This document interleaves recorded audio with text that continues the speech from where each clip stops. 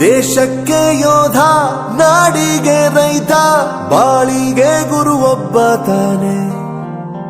ಅಕ್ಷರ ಕಲಿಸೋ, ಅಜ್ಞಾನ ಅಳಿಸೋ, ಅವನೂನು ಅನ್ನದಾತಾನೆ.